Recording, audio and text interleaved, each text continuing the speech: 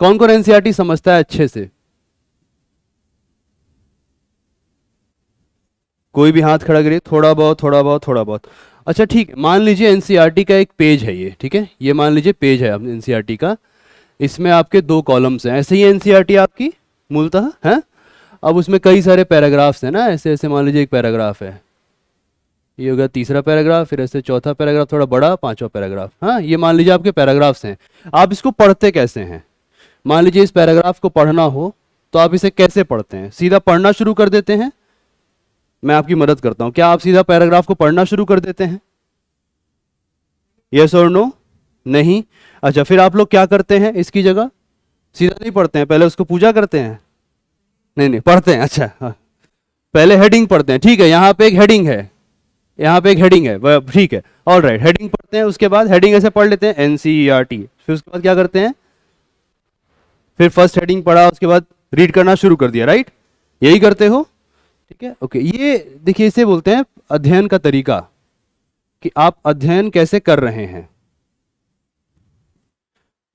इसे अक्सर अच्छे विश्वविद्यालयों में जब बच्चे जाते हैं पढ़ने, मान लीजिए आप में से कोई अगर दिल्ली विश्वविद्यालय के किसी अच्छे कॉलेज से पढ़ा हो, या गलती से आपको मेरे साथ शिक्षक मिल गया हो जिसे पढ़ाने का बड़ा मन करता हो, तो ये आपके पास एक आना चाहिए कला। पढ़ने के समय सबसे पहले आपको प्रश्न पूछना चाहिए। क्या करना चाहिए? एक प्रश्न पूछना चाहिए। मतलब पहला, मैं इस पैराग्राफ को क्यों पढ़ूं, है ना? होगा कोई ऐरा गैरा किसी ने लिख दिया होगा, की फर्क पैंदा है, मत पढ़ो, है ना? पहला प्रश्न ये कि इसे हम क्यों पढ़ें, ठीक है, ये एक प्रश्न आएगा। दूसरा, मेरे टॉपिक से रिलेटेड जो पूरा विषय है जिसको मैं पढ़ना चाह रहा हूं, उसके बारे में इसमें से किन किन प्रश्नों का उत्तर मिल रहा है। मान लीजिए आप पढ़ रहे हैं, ऐसे एक एग्जाम्पल लेते हैं, मान लीजिए आप पढ़ रहे हैं धर्मनिरपेक्षता, ठीक है, इसके बारे में आप पढ़ रहे हैं, और मान लीजिए आपने 8वीं क्लास की न्यू एनसीईआरटी उठा रखी है, मान लीजिए ओल्ड की जगह न्यू उठा रखी है, अब उसका पहला पैराग्राफ है, तो आपका पहला प्रश्न आएगा कि हम धर्मनिरपेक्षता क्यों पढ़ें, है ना? ये प्रश्न आएगा कि नहीं आएगा? ठीक है। दूसरा प्रश्न आएगा कि ये जो पैराग्राफ है इसमें धर्मनिरपेक्षता के बारे में कौन कौन से प्रश्नों का उत्तर मिल रहा है, ये दूसरा आपको प्रश्न पूछना है, ठीक है। तीसरा, इसी एक पैराग्राफ से धर्मनिरपेक्षता से संबंधित और कौन कौन से प्रश्न उजागर हो रहे हैं, ठीक है, ये तीसरा प्रश्न आप पूछेंगे। मान लीजिए एक पैराग्राफ आपने पढ़ा, आप उसको पढ़ने लगे, तो पहला आएगा कि हम धर्मनिरपेक्षता क्यों पढ़ें। इसके कम से कम आपको 1 बिंदु, 2 बिंदु, 3, 4, 5, 6 तर्क मिल जाएंगे, ठीक है। इससे क्या निकलेगा, आपके प्रारंभिक परीक्षा के कुछ भी नहीं तो 5 से 6 सवाल निकलते हैं।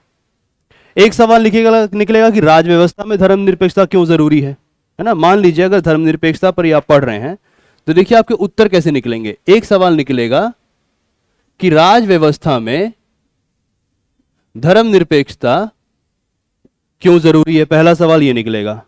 दूसरा निकलेगा कि भारत किस रूप में धर्मनिरपेक्ष है, कहां मिलता है, संविधान में कहां कहां धर्मनिरपेक्ष शब्द का प्रयोग हो रखा है या पंथ निरपेक्ष शब्द का प्रयोग हो रखा है। तीसरा आपको एक इस प्रश्न का उत्तर मिलेगा कि यदि भारत धर्मनिरपेक्ष है तो कैसे अलग है, इसके बारे में एक वर्णन मिलेगा आपको, ठीक है। अब ये तीनों के तीनों आपके प्री और मेन दोनों के सवाल हैं। मतलब जब आपने एक पेज को और उसमें भी एक पैराग्राफ को अप्रोच किया तो आपके कम से कम 3 सवाल वहीं हल हो गए, है कि नहीं। अब जब इसमें आप क्लास को जोड़ देते हैं हमारी, या लर्निंग एड को जोड़ देते हैं, या आपकी जो सामग्रियां हैं जो आपके पास आएंगी एक पूर्ण रूप में उसको जोड़ देते हैं, तो आपका पूरा का पूरा आधार ऐसे ही बन गया।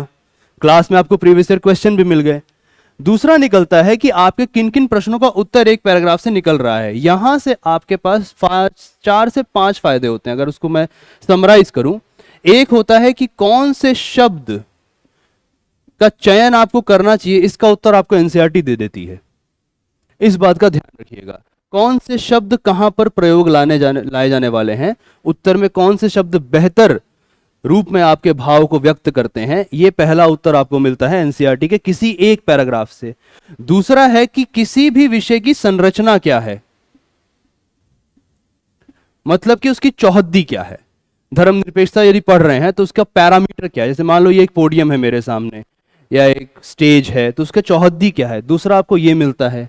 तीसरा आपको मिलता है कि धर्मनिरपेक्षता के बारे में तर्क कैसे करना है ना, तर्क कैसे करेंगे आप।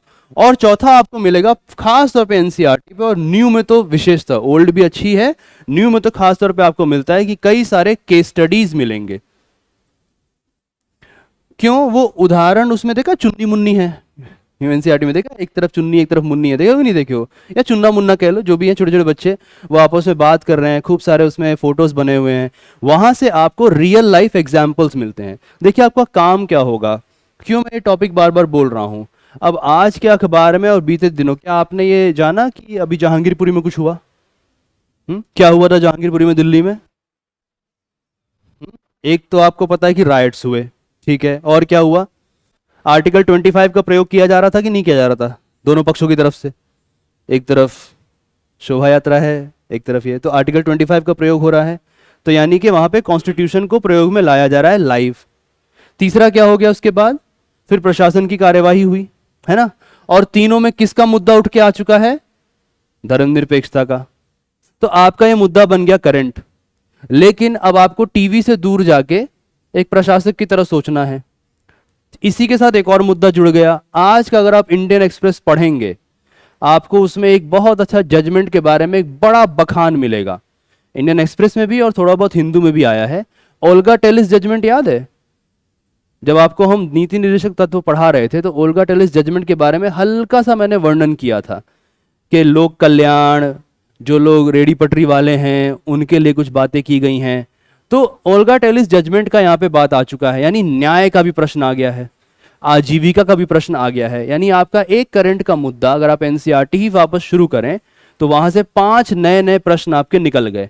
एक प्रशासक के रूप में अलग सोचना है, आजीविका का भी प्रश्न देखना है, जो लोग सदियों से बैठे हुए हैं या वहाँ पे काम कर रहे हैं जिनका परेशानी है उसके बारे में भी सोचना है। मान लो 30-40 साल ही मान लो कह रहे हैं, कुछ लोग कह रहे हैं कि हम शुरू से यहीं रहे हैं। आगे और प्रश्न आपका आएगा कि भारत में नागरिक कौन कौन है, ये भी बात कही जा रही है कि वहाँ पे सभी नागरिक नहीं हैं, तो आपको एक सेंसस का भी प्रश्न आ जाएगा।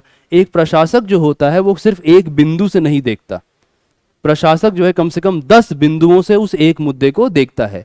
तो एनसीईआरटी से आपको केस स्टडीज के साथ यदि आप करंट का जोड़ दें तो तुरंत आपके हाथ में एक बहुत अच्छा नोट्स मिलता है।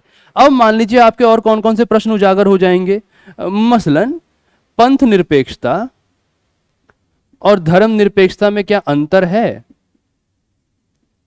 एक ये प्रश्न आ जाएगा जिसका उत्तर आपको खोजना होगा।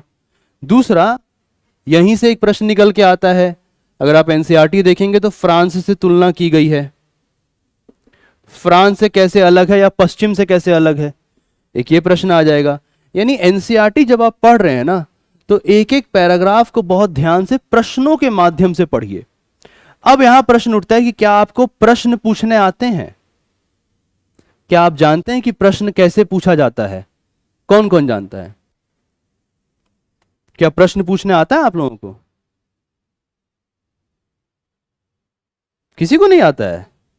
कमाल की बात है, कितने प्यारे बच्चे हैं, प्रश्न ही नहीं पूछना जानते हैं।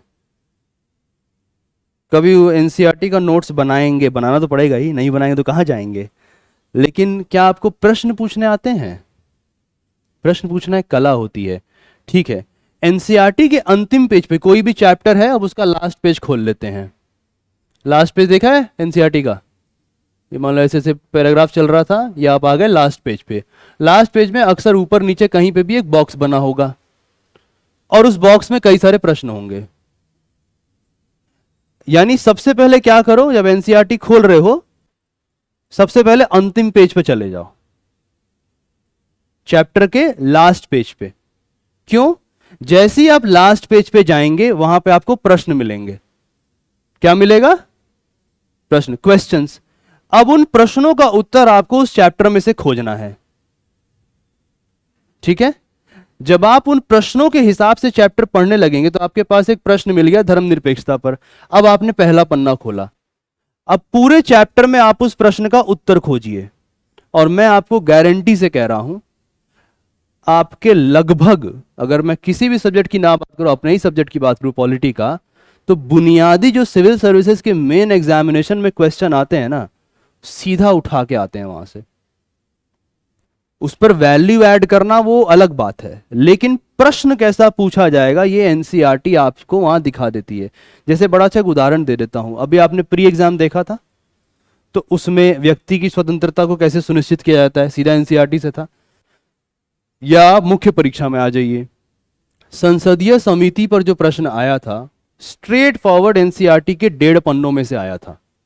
1.5 पन्ने भी नहीं, अगर मैं एकदम अच्छे से आपको बताऊं तो एक एनसीईआरटी आपकी है, आपको जेरोक्स मिला हुआ है ओल्ड एनसीईआरटी, ठीक है, उस पर एक ही शीट पे 2 पेज हैं, 2 पेज में ऐसे 2 कॉलम्स हो गए, राइट, यस और नो। आपका जो संसदीय समिति का पूरा प्रश्न आया था वो इतने में से आया था। मतलब कुछ नहीं करा, जाके अगर ये भी वहां पे बस क्या बोलते उगल के आ जाओगे ना, वर्ड टू वर्ड, लफ्ज व लफ्ज, आपका वो उत्तर हो गया ठीक। क्लियर कट, जो भी आपसे कह रहा है एनसीईआरटी मत पढ़ो, उसकी बातों में मत आइएगा। तो एक तो ये है कि जब आप खोलें, अंतिम पेज पे जाएं, प्रश्न देखें, तब एनसीईआरटी पढ़ें।